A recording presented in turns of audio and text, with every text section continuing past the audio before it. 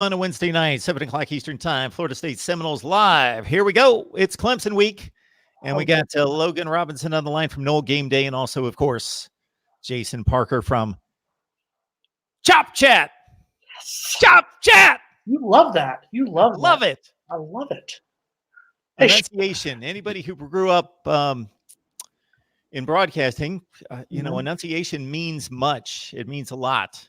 I worked for a station down here at one time that was big on alliteration in the graphics and making sure, tainted takedown or stuff like that, big on that. So I get it. So that's why I came to work for Chop Chat. It has nothing to do with them paying me. That's why. For those of you on the line, bring more with you. Yeah. Let's get 200 on the line at one time. We get about 2,000 views total, but live viewers online taking part in what you have told me is the best live chat room in college football. And we'll talk, of course, Clemson football. And the big showdown is a 26-point underdog. When has Florida State ever been a 26-point underdog to Clemson? I'm guessing never. Never. It's the biggest since the 2009 game against Florida that they ended up losing by 27 points in Tim Tebow's final season game with the Gators. Oh, gross. Gators. Sorry. Shout out. I want to apologize in advance to the viewers. We got 12 minutes until I can eat. It's Yom Kippur. Shout out to all my fellow Hebrews who went to temple today. Some of us had to go to work today. But shout out to those who have atoned.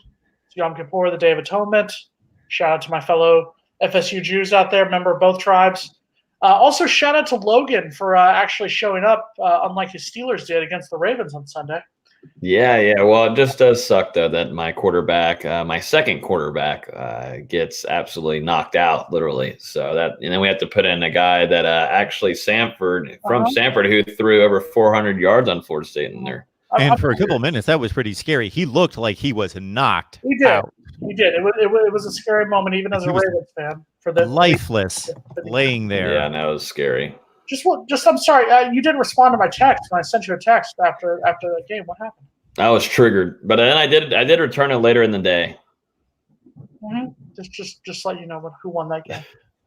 11 minutes to go. 11 minutes till I can eat. Shout out. I got some egg salad here. Shout out to my people. Sub shop down in Miami. Come on. 11 minutes. Let's get this going. Come on. Jason, if Logan was a Yankees fan and took that approach, he could flash the 6 rings to your 2. Is what he could do. I do enjoy my rings. My hand, and now my other hand's still a little heavy, but this one's so heavy right now. That is fine. I believe your last one was 2008. Ours was 2012. By the way, speaking of the Yankees, shout out Yankees. The only team to sweep their divisional series. The Braves. Oy vey would be the words to describe them today. But yeah, no, they're getting obliterated. They are getting obliterated. You're all over the map. Baltimore Ravens, Florida State Seminoles. Of course, you went to school there. New York Yankees. I can explain it at a later time. I'll just say I have a father who was born and raised in the Bronx. My mother's from Miami, so that's how I kind of got raised there. So I was a Dolphins fan, but then I left the Dolphins because they kept drafting offensive linemen. My ex-wife is from the D.C. area, so we went with the Ravens because the Washington team name is offensive. But I guess since I divorced her, do I have to divorce the Ravens too? Like, how does this go? We didn't do this. Help me out, Mark Rogers TV, the voice of college football. Help me out. Voice of college football would be your cue to not be asking me such questions. I need your help. Never fear, everyone out there. We do know that it's Clemson week. It's an important football week. It is the middle of football season. We've talked nothing but senseless garbage for the last 3 to 5 minutes. But we're going to talk football right now, starting with Florida State. We'll focus on Clemson in a few minutes, and we'll get to the news of the day involving Janaris Robinson, who got hit with the targeting penalty, will be out for the first half. Your thoughts on how that affects us? We'll start with Jason. Listen, let's all just put our cards out here on the table. Let's do our predictions now. Clemson is going to win this game. It's going to happen. We all knew this was going to happen at the start of the season, barring a major catastrophe involving Trevor Lawrence being declared ineligible or Dabo Swinney immediately leaving to take a job at Alabama. Right now, Clemson is going to win this ball game. Where it hurts is the momentum that Florida State had coming into this game. And we joke about it a little bit. If this game had been played last week, Florida State coming off their best game of the season, Clemson coming off their worst, barely beating North Carolina by a single point. If it's played last week, I think FSU has a decent chance to stay competitive and a smaller chance to actually win the ball game. With it being played this week, I think with all due respect to Janarius, it's going to hurt. Obviously, not having him in the first half, but at this point, it's all about being respectable in this game. And then, I'm going to be there rooting for FSU, cheering on the Noles. You're going to, Logan's going to be rooting for the Noles. Mark Rogers TV, the voice of college football. I'm sure he'll be rooting for great storylines for us to talk about each week. But I think in the scheme of things, it is really it hurts a little bit for morale. But in terms of how it's going to affect FSU's game plan and whatnot, I don't see it affecting it all that much heading into this week's game. Logan, before I cut you loose, I want you, as you many times have to play moderator between Jason and myself, and I apologize that you need to do that from time to time, but it's all his fault. 7 minutes to go. Who is the guy that just last week was telling me it means nothing to be competitive, to put up a good fight, to be in the game? That means absolutely nothing. It does mean absolutely nothing. I stand by that statement, and I'm not saying, once again, if Florida State goes out and loses this game, let's say 38-28, 38-31 in a close ball game, I will sit there and say, hey, great job, guys. You still lost. No, I am not a moral victories guy. I stand by that statement. I will still say a loss is a loss, no matter if it's 1 point, no matter if it's 49 points like last year. So, no, I am not saying that at all. Do I want FSU to play this ball game close? Absolutely. Do I think FSU is going to play this ball game closer than what the experts in Las Vegas think? Absolutely. Is it going to be a lot closer than last year? Of course. But we all know it's going to happen. We see the writing on the wall. We see what's going to happen. Let's just get to it. I jumped on 26 points on Monday. I will not state it any other way. I thought that was way too many, and I jumped on Florida State in 26 points. Bam, give it to me. Absolutely, 100%. And again, Logan, don't you feel better? Won't you feel better about your football team if they go out there and they fight into the second half rather than it's 28-0 after the first quarter? You're going to feel better about what you have for the rest of the season going forward. It was scoreless last year at the first quarter. Let's just remember that point. Go ahead, Logan. That was pretty. It was pretty interesting last year. Of course, that changed dramatically, really quickly on Florida State. Dabo said time to stop playing around.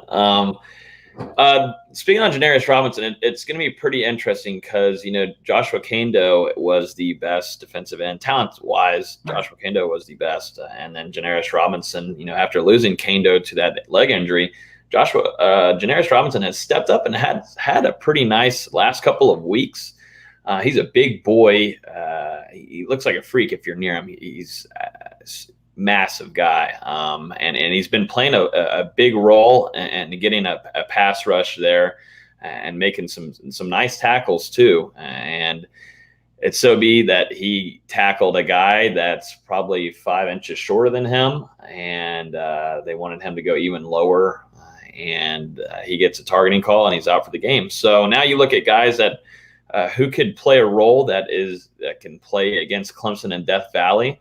I saw a lot of play from Dennis Briggs, who I thought looked pretty nice this season so far. When I saw him, he actually played a little bit against NC State too.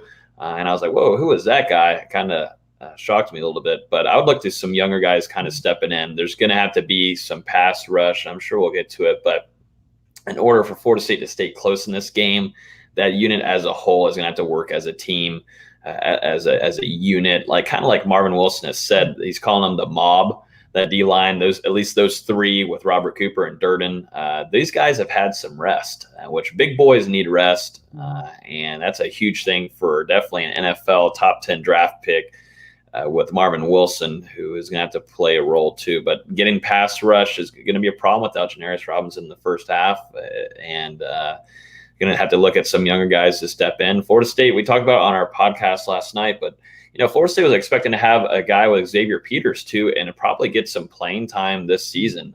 He was he's talented, an athletic freak, but then again, he had to transfer and go to Kentucky, and that was more family related situation there. So Florida State's going to have to look to some younger guys. Or some guys that are behind that haven't had as much playing time, and I think it's a tough situation for Florida State, definitely defensively. And let's we hear invite everyone to leave your comments and questions, and I will try to find as many as possible to leave up to our illustrious panel of Jason Parker from Chop Chat and Logan Robinson from Knoll at Game Day. And I just had to leave this one up here to let Kyle know. Kyle, we applaud you first and foremost and recognize you as the first 4 comments, not just the first comment, the first 4 comments in the live chat, and which includes the obligatory Mark Rogers for VP 2020. I will answer your question this way, Kyle, in regards to if FSU wins this game, will they be in my top 25? Well, the top 25 is not created. The Mark Rogers TV Voice of College Football top 25 that actually makes sense is not built in a vacuum. So it depends on what everyone else does. But I cannot imagine that I would leave Florida State out of the top 25 if they win this game. Mm-hmm. Absolutely not. And I meant, and I feel bad. I meant to also mention Amari Gainer, of course. I played with him. I played with him in high school. He's a weak side defensive end. Still got some. He's going to gain some more weight during the offseason this upcoming summer and stuff in spring. But he's growing into being, he's extremely physical for his size. He's always been that way. He wants to hurt you. He really does want to hurt you. I can tell you that firsthand. But he's a fiery guy. He's a good in the locker room. He's juiced. Him being a guy that is going to go and talking about what this defense is going to have to run, they have got to do what they did against Bachmeier. Bachmeier was not supposed to survive that game. I don't know how he did it as a true freshman against from Boise State facing Florida State. I don't know how that happened, but I mean, hit after hit after hit. What they were running for a majority of that game, I really liked from Barnett. I thought things were really working really well. I liked seeing Lamonte Taylor go off from the side and send it after the quarterback. They're going to have to be some packages ready to be able to handle and take care of Trevor Lawrence, because Trevor Lawrence hasn't had an amazing season. He's not the Jesus like everybody thought he was going to be this season. And like I think it came out today, he's dealing with the bruised shoulder. I don't think they really wanted that to be public, but go ahead. Now that Florida State's defense knows, Leavitt knows, Barnett knows, they're going to figure out a way to probably try to not hurt his shoulder, but they're going to try to get to him and let him know that they're there. And I'm sure Marvin Wilson is pretty hungry to get after him too. Yeah, I was going to tell you right there when you talked about Amari Gainer. I'm sorry, the kid balled out against NC State. He needs to get all the credit in the world for what he did against the Wolfpack. Dominating performance. I think that's exactly what you want to see. And the critics out there, Mark Rogers TV, Voice of College Football, are going to sit there and say stuff like, "Oh, it's just NC State. Oh, it's just Louisville," stuff like that. That was a huge win for Florida State for the momentum. And we talk about. And all kidding aside, can Florida State beat Clemson? Absolutely, they can beat Clemson. Is it going to take them playing the best game they've played since probably the 2016 Orange Bowl against Michigan? Yes, it's going to take that kind of a monumental performance, but it can be done. And of course, we want FSU to win that game, but it's going to take guys like Gainer stepping up. It's going to take James Blackman getting the starting role. He's going to have to play his best game as quarterback. And we're going to talk about this as it's going to go on, but I'm going to throw it out there right now. It's going to take Cam Akers playing like Cam Akers. Cam Akers has been a baller this season. He is averaging over 100 yards a game. He's on pace to break last year's total of just over 700 yards if he had a decent game this game. But that's going to be the key right now. I need Cam Akers. I don't need him to have 193 yards like he did against Louisiana Monroe. I need him to have, I'd say, probably between 80 and 100 yards, like he did last game against NC State and whatnot. If he can have the game like that, if James Blackman can have a game where, he's playing his best game, where he doesn't make mistakes, and that's going to be the biggest thing. Clemson's biggest thing is that they make you make mistakes. They make you overthink yourself. If FSU can stay in their lane, play their game, play the FSU like we talk about here, if FSU football can play the FSU football that we know, they have a shot at winning. Also, more importantly, it's past 7:15. The sun has come down here in South Florida. Happy end of Yom Kippur. I'm going to eat some dinner real quick. The thing, and I think what's pretty interesting about Cam Akers real quick, is that he does just need to be himself. And what hurt him a lot last year, he was doing too much and he wasn't having enough patience and he was doing things that he shouldn't have been doing. This season, he has been having patience. He's not doing too much. He's just doing his thing, letting holes come to him. And he's playing extremely physical for a cat his size. And I think he just needs to be Cam Akers. Doesn't need to do a whole lot. And I'm sure we'll get to James Blackman here soon too, because there's a lot to talk about that quarterback situation moving forward. And before we do so, I've got Facebook Live on right now. Now, this is not the way people on Facebook right now. I appreciate it. Gerald, April, Augustina, Chris, Michelle, Robbie as well. I appreciate you jumping on Facebook as soon as I went live here, but this is not the way to watch it.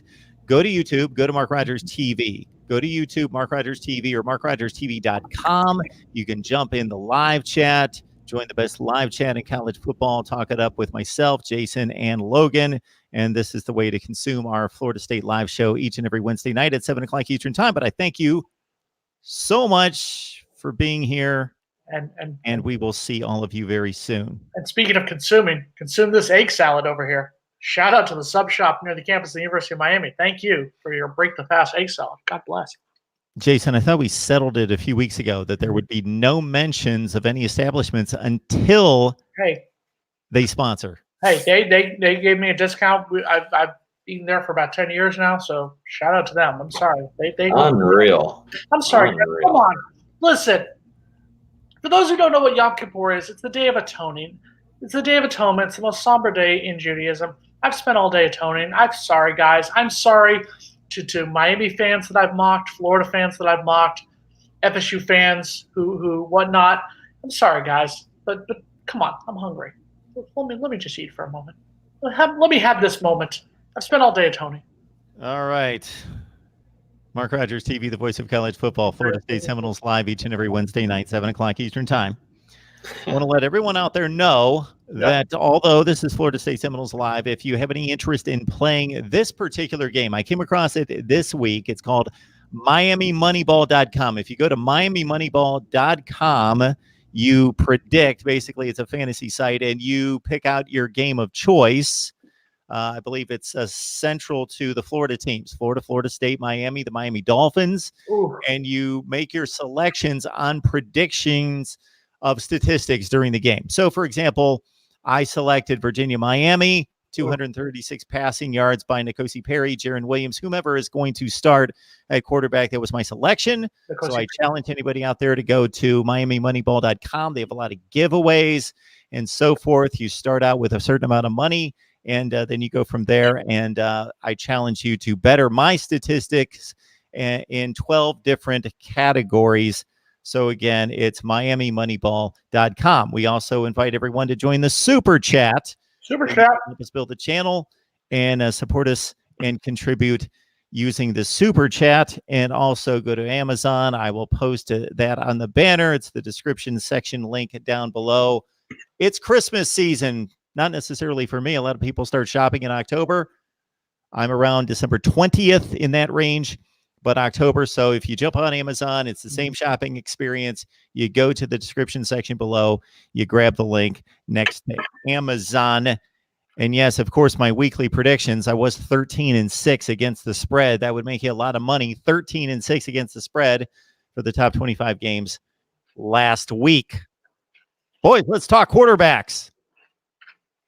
Always a fun topic. I'll let Jason chew out a little bit. I'll start off with this one. So at least it's a fun topic. It is. It makes it interesting.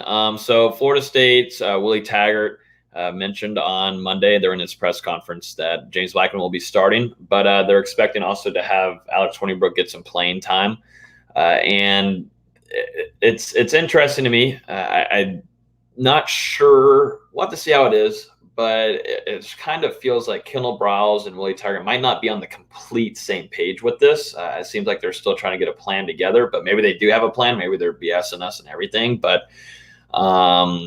James Blackman will be getting the start. This is because James Blackman does give Florida State a better option at being able to extend that field and being able to make sure guys, because when Alex Hornibrook was in the game, and not a lot of people notice this, and you got to kind of either observe it while you're watching or whatever, but NC State did a great job at being able to stack that box. Florida State had no rushing game, but they also did that because Alex Hornibrook doesn't bring a down the field threat to defenses, and that's why NC State dropped that box down, and they did a good job. Alex Hornibrook also put himself into some tough situations with getting sacked. All of those were not on the offensive line. He kind of just runs into defenders.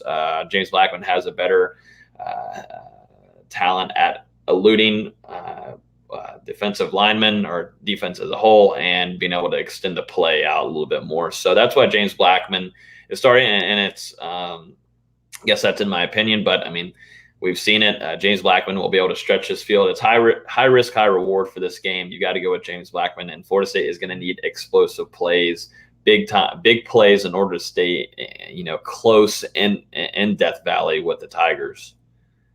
First of all, 3 things. Number 1, Logan, thank you for giving me those 2 minutes right there. I do appreciate that. Number 2, shout out to Kyle. Popeyes is still better than Chick-fil-A. Number 3, I like the move of James Blackman as starting quarterback. I like it because, and I'm going to be honest, there was the biggest negative thing in the NC State game was the 8 sacks, and there's no way of hiding it. The offensive line took a step back in this one. Now, was it a one-time thing? Let's hope for that right there. I do like James Blackman in its starting quarterback because, like you said, he gives you that extra, I can get out of the pocket, I can evade pressure, I'm going to take some sacks, but I'm not going to take 8 sacks. So I like that move right there. I do like the fact, and we've said it before, we've talked about it, you have 2 quarterbacks, you really don't have 1 quarterback. If you can't start 1 quarterback, you're in trouble. So I like that fact there, but I also like the fact that they've said, hey, Alex Hornibrook is going to get some snaps. There are going to be some formations for him. There's going to be some designs for him in this one because you saw what happened when they did it against Louisville. He comes in the first play, boom, he throws the touchdown pass.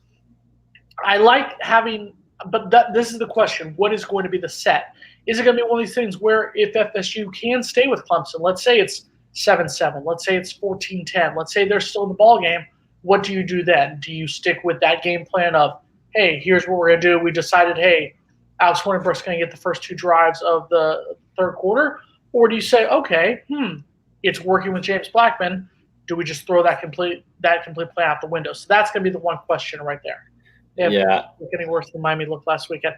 I was at that game, and I'm also going to be at that Miami-Virginia game on Friday. That was bad.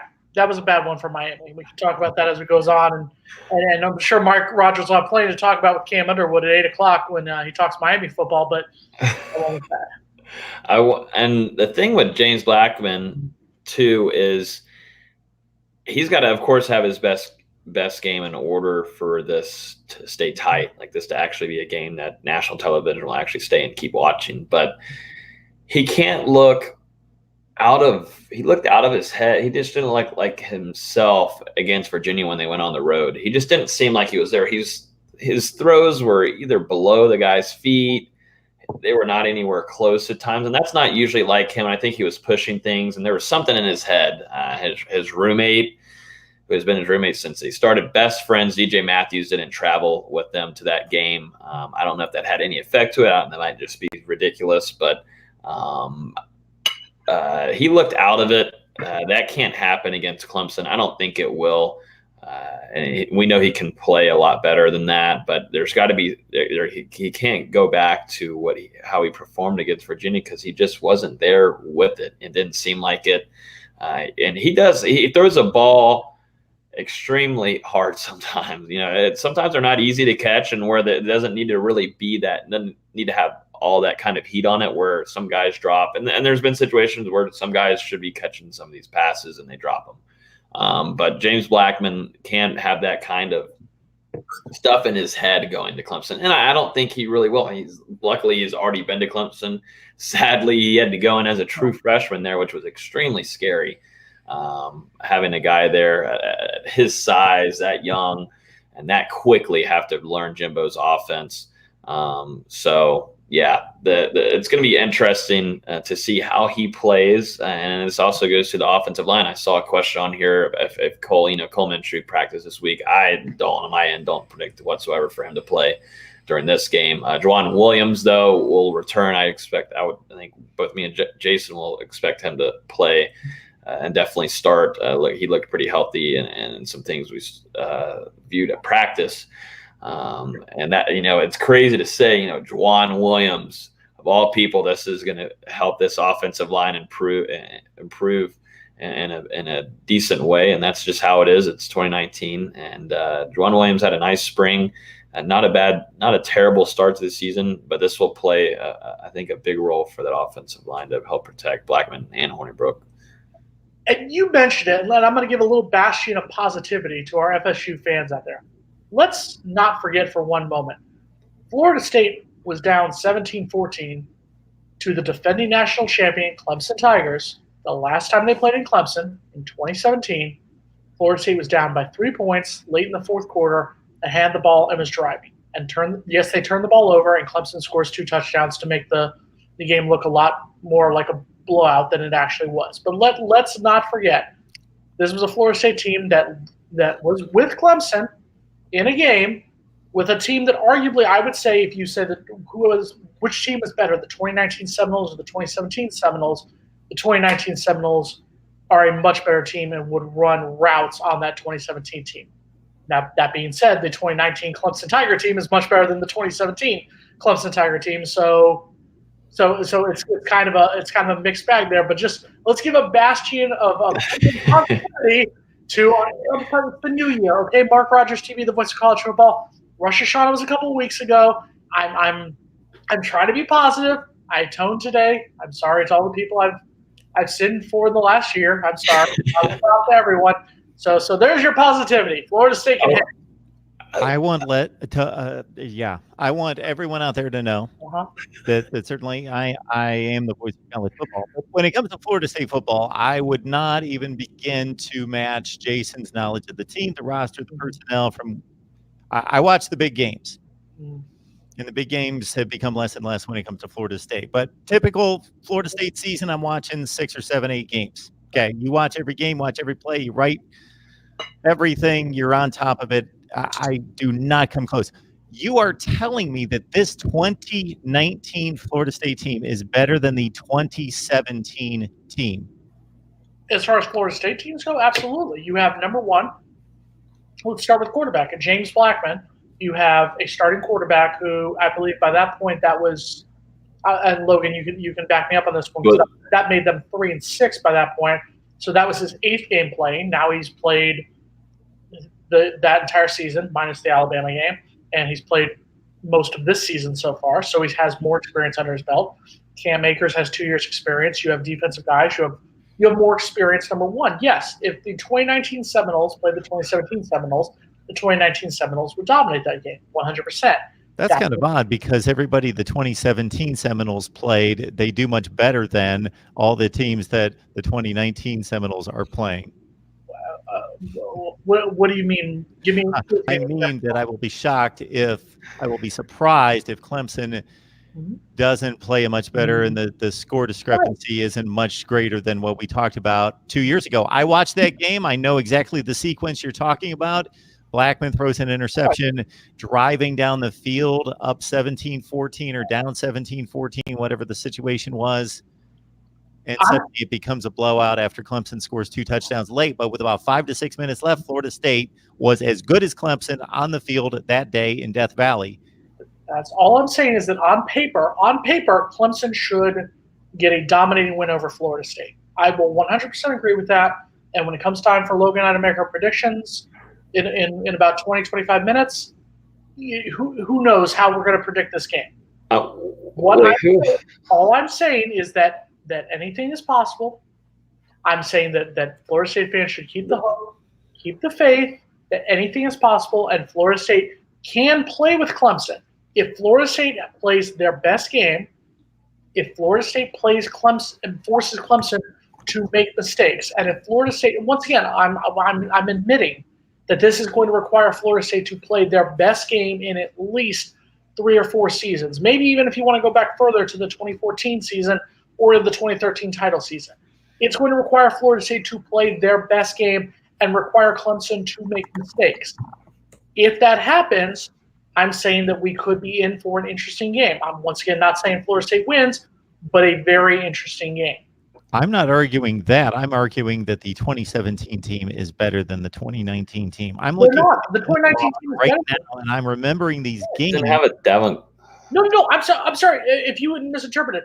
I'm saying the 2019 team, the team that will take the field, Yes, this Saturday, is much better than the 2017 team. Florida State team. Absolutely, 100%. The team that only played one bad game the entire season. They lost to Boston College 35-3. Otherwise, they were in every game, and they took Clemson to the final 5 minutes of the game. They played Alabama to a 10-7 game sometime in the fourth quarter before they gave up 2 touchdowns, lost 24-7. 10-7 at halftime, I believe. Whatever it was, they played. This team would not play Bama to a 10-7 game at halftime. They would not play them like those teams were comparable. They came off the field, and I thought, yeah, Bama's better. DeAndre Francois got hurt. That's really going to hurt Florida State. Obviously, it did the rest of the season. But I watched that game thinking Florida State's a top 10 team in the nation. Correct. This was a 1-2 score game into the fourth quarter. And then lost to. They would not play like that against an Alabama type team, I don't believe, right now. And then their next 3 games after that Alabama game, after the 2-week, thank you, Hurricane Irma delay, was a loss to NC State at home. Yeah, that NC State team was much better than this NC State team. A Wake Forest team that they needed a Hail Mary to audite to win, and then a loss to a Miami team, the first loss since the 2009 season, to a Miami team that, yeah, they went on to go 10-0 to start the season, but would you argue that Miami team was really a 10-0 Miami team? I get, your record is what you say you were, but if that team plays, are they winning 10 games every single season? What I'm saying is this 2019 team was a better team. Right now, if they played on the field, if you put this 2019 team with this 2017 team, this 2019 FSU team beats that 2017 FSU team. 100%. I don't see it. And we've got better things to talk about than comparing teams from 2 years ago. So I'll stop it right now. But I'm just saying, you know so much more about Florida State football than I do. I get it. But that 2017 team, I probably saw 7 or 8 of those games, and they are better. They're 2 touchdowns better than this team. Someone said crack kills. Oh, not even close, Mark Rogers TV. I love you, man. I love the Garnet background here with our names. Mazel tov, thank you for that. But come on, dude, that's not even a question. It's not a question. The team that beat Louisiana Monroe by 1 point on a missed extra point overtime, that blew a lead against Boise State of 18 points, and on and on and on and on. 2017 team that beat Syracuse thanks to Syracuse missing a field goal. The Syracuse team that I believe went 4-8 that season, correct? Yeah, the one that beat Clemson. Yeah. Yeah, the Syracuse went 4-8, correct? They beat Clemson. Yeah, that's the same team that went 4-8, and they were good enough to beat Clemson. If they don't miss that field goal, the way that's going, they probably beat FSU in overtime, and FSU doesn't make a bowl game. You don't have to reschedule your game against Louisiana Monroe. You don't beat a Florida team that had a losing season. You don't beat a Delaware State team. You don't have to worry about those games because you don't make a bowl game. Logan, this 2019 team beats 2017. Moving on, Logan, go. Logan, keys to beating Clemson or staying close this year in 2019. The first thing, that I haven't done it in like 2 weeks, but 21 likes and 84 people watching. Usually we do it every week, 50 likes at least. We're sitting at 21.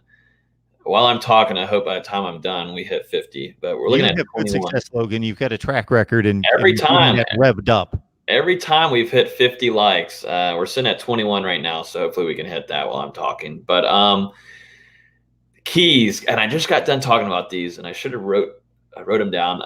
Number one, I think Florida State's D-line unit, and also whoever's going to be the one stepping in as taking kind of Janarius Robinson's role there as getting to the quarterback with Trevor Lawrence is going to be a huge key. And I think it does help that the bye week is giving these big boys. These are some massive defensive linemen. You don't usually get to see these kind of big boys like this. All 3 of them sit right there. Florida State's got some guys, some dogs, and Marvin Wilson is the leader there in the pack. And I think that the defensive line is going to have to get to the quarterback and also try to help make it so then these holes are easy for the running backs to stuff. I think Robert Cooper helps with that. He usually takes on 2 guys. Number 2, I'm going to go, what was I talking about earlier? James Blackman and his mentality for for this game. I know what he can do. I know what he can kind of bring to the table, but his mentality just can't be how it was against Virginia. He kind of looked out of it. He was kind of sloppy at times, and he just was just thinking too much about it. If he's in a good mental state, I think that helps Florida State a lot offensively. And I think mixing that with also giving shots to Tamarion Terry for explosive plays will help a lot. Also increase the rate for having Cam Akers a decent game. So James Blackman having a good mental state for this game is huge. Number 3, going to have some takeaways to stay anywhere close to this. And, Florida State, dropped like 3 or 4 interceptions against NC State. Kind of balls just come to them. Fagans has been – that's a good thing. Guys are putting themselves in situations. It sucks, of course. FSU fans don't like it, that they're dropping interceptions. But they are putting themselves in areas where the ball is, which, has kind of been a concern for Florida State's defense the last couple of years. Guys are putting themselves near the ball. I think Levante Taylor has had a nice comeback, I guess you can say, since him having to sit out a game. He's played nice, and so there's going to have to be a takeaway, maybe not even one, but they're going to have 2. And I think this defense is ready. I think the momentum is good. I think it was tough that you're riding momentum and then it goes into a bye week, so it kind of stops. But I hope they're staying awoke. Good thing that Jim Leavitt is there because they had their best practice before the NC State game. There's a lot of the players, I've never even met the man, but they're saying, he's energizing the entire practice. Nobody's sitting still. So hopefully that momentum can continue to go, and there's not been kind of still since their bye week. So takeaways, James Blackman, mental state, and Florida State's defensive line unit going after Trevor Lawrence and ETN. And I think you hit the nail on the head there. You cannot give enough credit to what Jim Leavitt has brought in. I mean, I get that he's the analyst. That's what that man's the defense. That man's the defensive coordinator for that team, and it's not an insult towards Harlan Barnett. We ridiculed him the first couple of weeks. I stand by the statement that changes need to be made, and I think the change is that Jim Leavitt is that defensive coordinator, and in a way that he is bringing that energy. And we talked about before that Mickey Andrews type defensive coordinator, that Jeremy Pruitt in the 2013, that aggressive, that I'm going to knock you in the head. I'm going to do as much as I can so that I don't get the flag, but I'm going to play as physical as possible. And I think that's what you finally saw. You saw a physical defense against an NC State team that had beaten them 2 years in a row. I feel like we just need to keep saying it.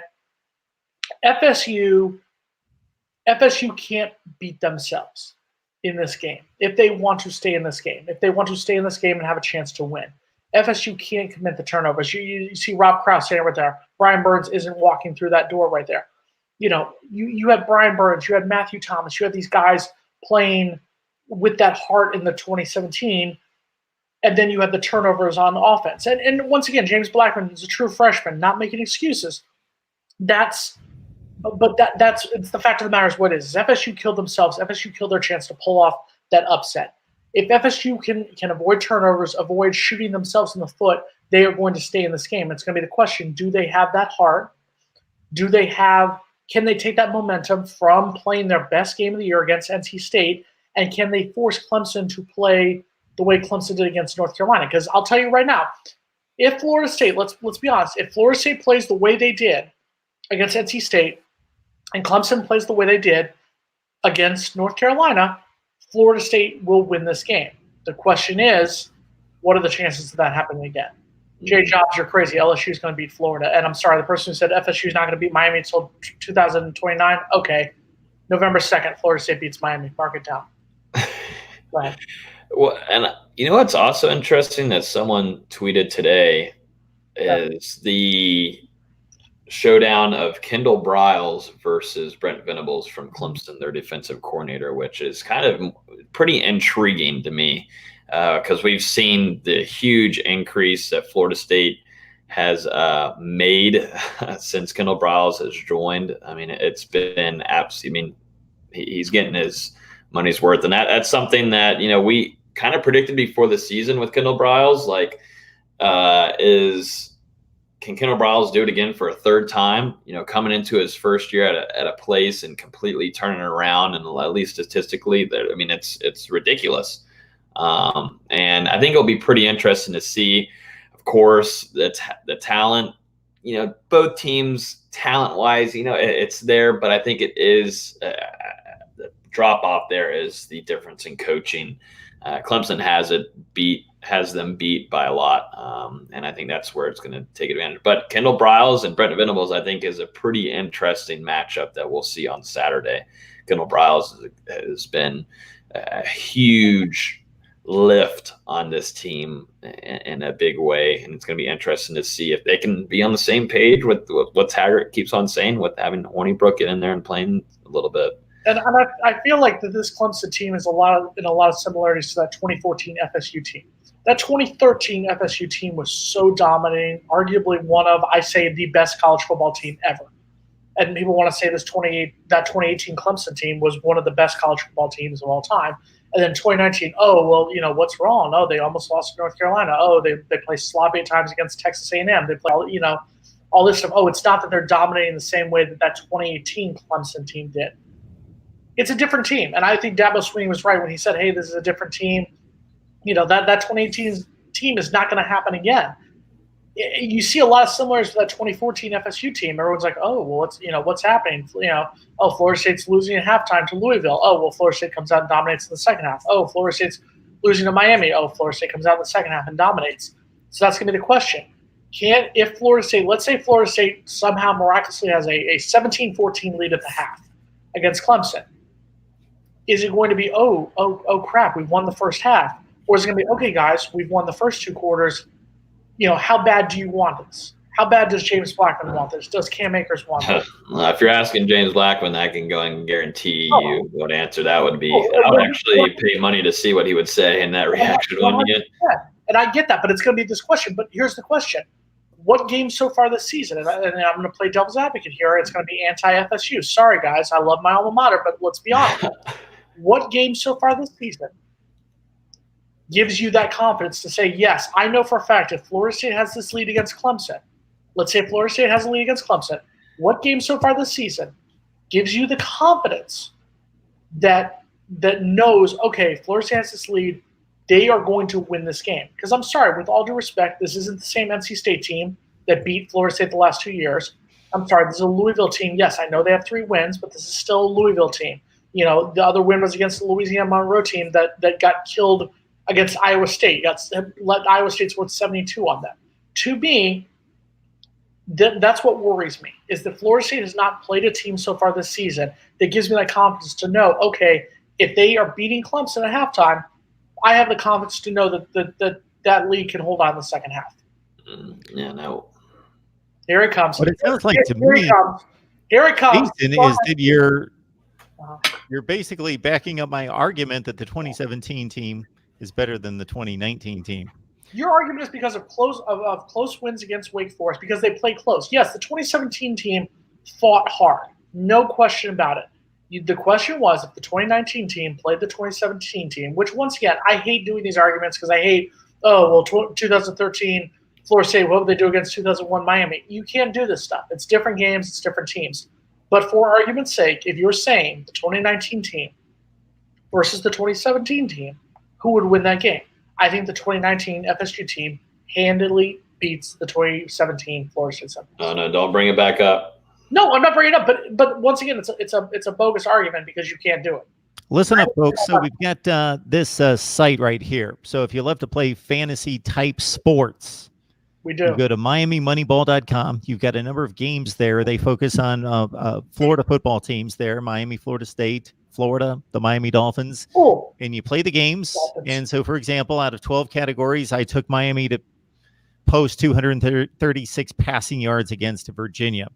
And you play the games right there, 12 categories. There are a number of prizes. Go check it out, MiamiMoneyball.com. How bad are the Dolphins this year? I'm sorry. I mean, I'm down here. I cover them. They're awful. That's a bad team. Yes, it's historically bad at this point. I know that any NFL team could beat the worst NFL team could beat the best college team. Let's be honest.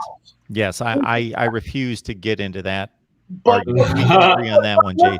No, but let's be honest. Is this 2019 Dolphins team the closest of any pro team that could lose to a college team? Let's be honest. That's a bad. I'm not going to make that commitment yet. There have been some historically bad teams that I could talk about. That's a bad team. That's a bad. Yeah, they're obviously a bad team. That's why we're talking about them as being a bad team. They're a bad team. Yeah, but they've only played, 4 games, 5 games. We'll see. And of course, folks, the Super Chat's on, so you can contribute to the channel and help us build Mark Rogers TV, the voice of college football. The Super Chat's on, as well as you can grab my weekly predictions. And actually, this opportunity is much more than just my predictions. You join the voice of college football community. You can do an exclusive live stream with me and some other exclusive content right there.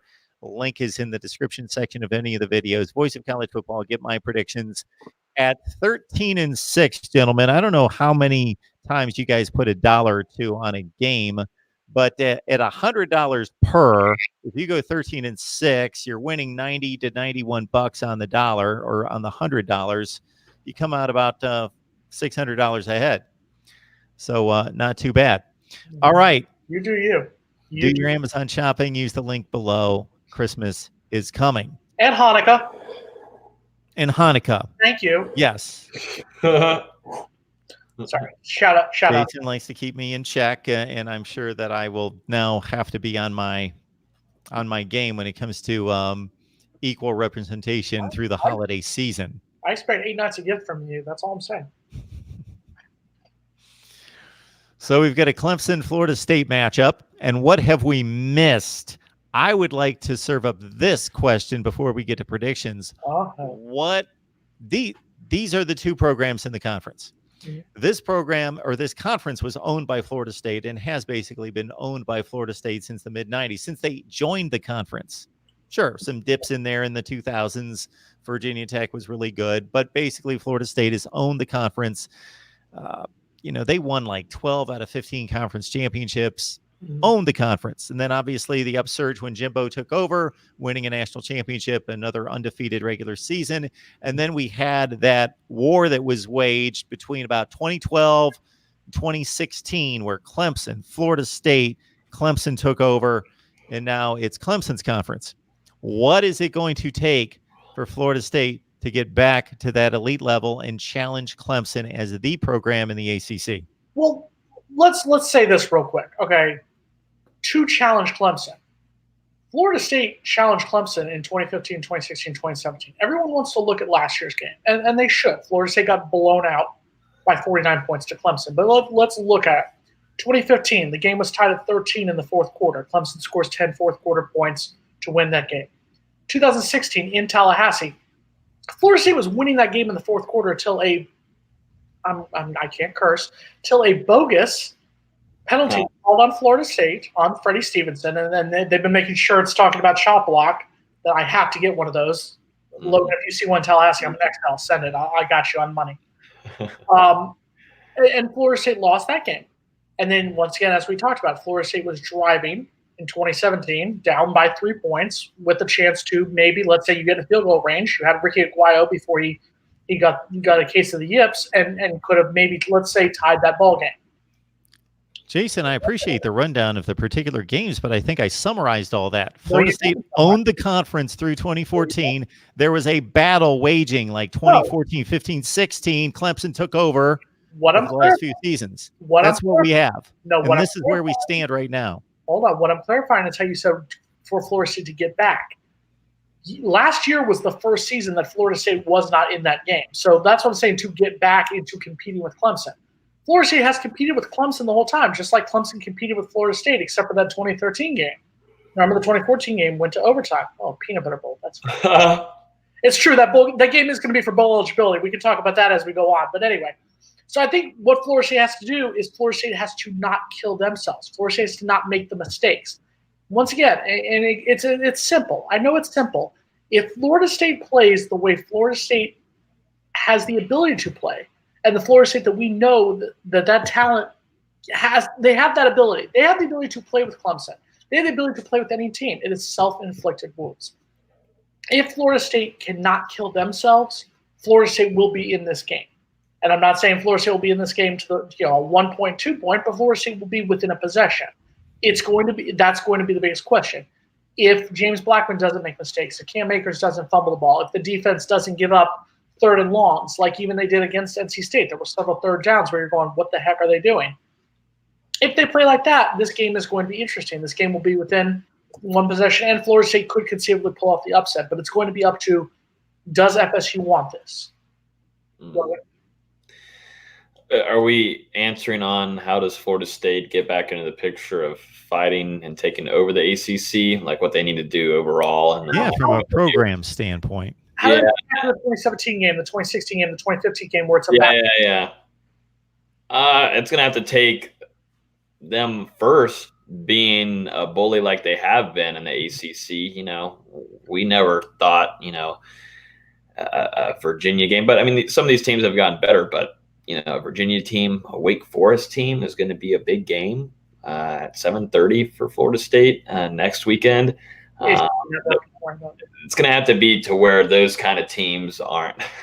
It's got to be where those kind of teams aren't really thought of, where it's like, okay, well, Florida State's going to have an easy peasy game. But I mean, right now, covering Florida State, it's a Wake Forest team.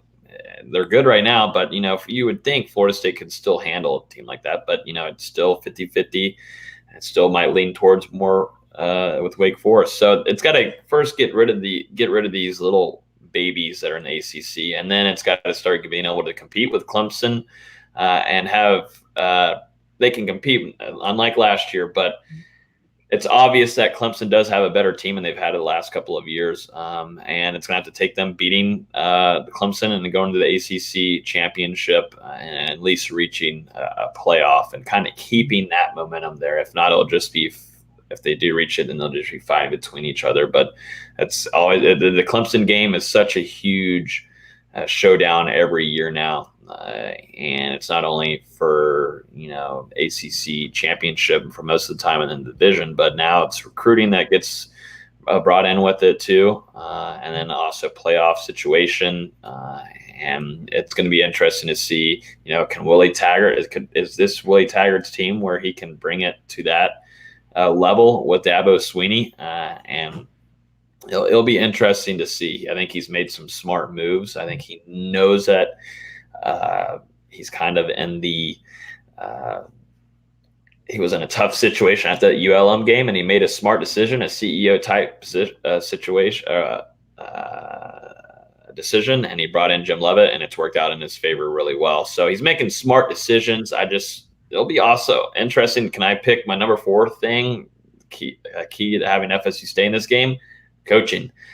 Florida State loves to screw themselves and put themselves in bad spots and just stupid flags and the flags that are still happening where they don't know how to line up. And that's all goes to coaching at some points. I mean, unless they're yelling at the player out there and they're not lining up right, that's the coach's fault. They practice it during the week and they think that it's eligible to be able to play, but it ends up not being that way. And sometimes those plays end up doing pretty well for them. They get called back. Coaching is going to play a vital role in this game too, just to add that on. I'm just going to say one thing. If FSU does pull off the upset, then FSU does win the game.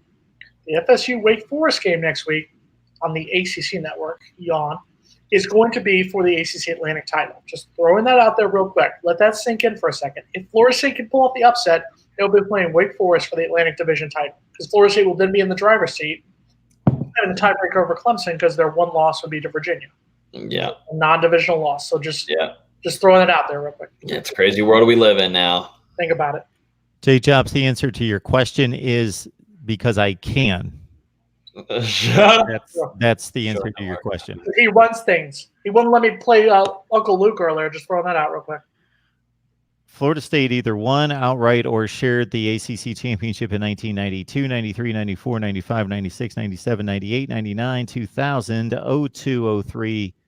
And that's where the dominance stopped and then picked back up, of course, in 2012, 13, 14. 2005, they won. They beat Virginia Tech first ACC championship game. Get it right. I was there. Jacksonville. I know that they won the ACC championship game. You didn't say it. I got it right. Didn't say it. I said their streak ended in 2004. All right. you guys have a couple minutes to talk predictions. My predictions will be at the Voice of College Football community in the link in the description section of any of the videos. You can catch me right there, 13-6 against the spread last week, 77-58 this season. Jason. Oh, you want me to go first? Sure. All right, FSU can win this game. Let's just say it. We've said it for the last hour. FSU has the ability. They have the talent that they can, if they play their best, compete with Clemson and can possibly win this game. That being said, as much as I hate to say it, I don't think it's going to happen. I think that Clemson does win this game. I think it's going to be the same story. I think FSU will be within a possession late, probably in the fourth quarter. They'll be within a possession, and Clemson will get just 2 scores in the fourth quarter to make it look bigger than it actually was. So I'm going to say that it's probably 24-21 entering the fourth quarter Clemson. Then they score 2 touchdowns in the fourth quarter to kind of pull it away. So I'm going to say Clemson 38, Florida State 21. I'm going to say, though, that what FSU needs fans need to focus on is just because you lose this game does not mean it's the end of the world. You've got Wake Forest, who has struggled against teams like Utah State and whatnot. You've got a Syracuse team that's gotten blown out. You've got a Miami team that's probably going to be 2-4 after this week. So the road to a bowl game is fine. But as far as this week, I'm going to say 38-21 Clemson. All right. I'm going to just kind of be straight up what the Florida State shouldn't be able to win this game. I think coaching is on a higher tier right now than Florida State. It's how it should be anyways. Second year under Willie Taggart, got new staff, guys that are in their first years. Your offensive coordinator is in his first year. Mm-hmm. Obviously, it's working out for Florida State, but you kind of know what I mean. I think Florida State does lose this game. It's going to have to be up to really James Blackman and how that Florida State defensive line is going to have to get to Trevor Lawrence. I'm going Florida State. I'm going to go Clemson 34, FSU 17.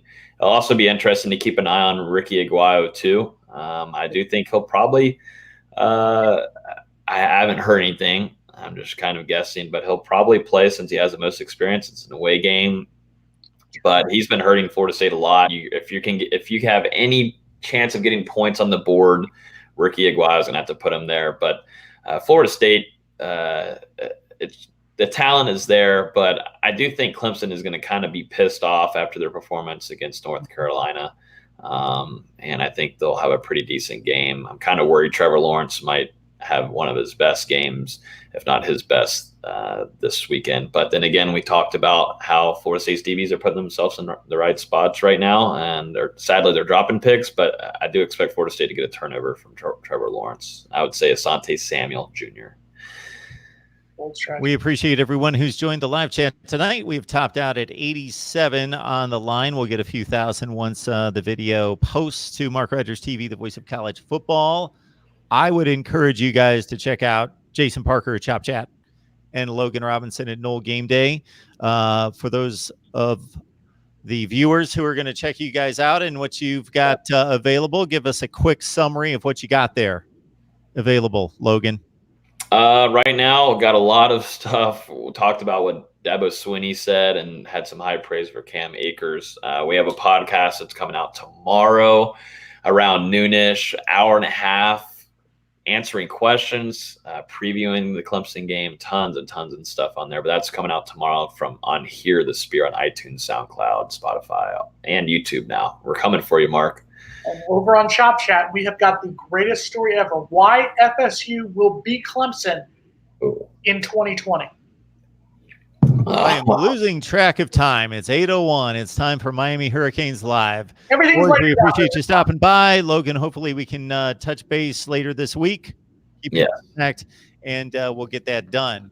Appreciate you guys. As always, best Florida State football talk each and every Wednesday night at 7 o'clock Eastern time. We will see everyone very soon. Keep it right here. Mark Rogers TV, the voice of college football, front page. Miami's show is coming right now.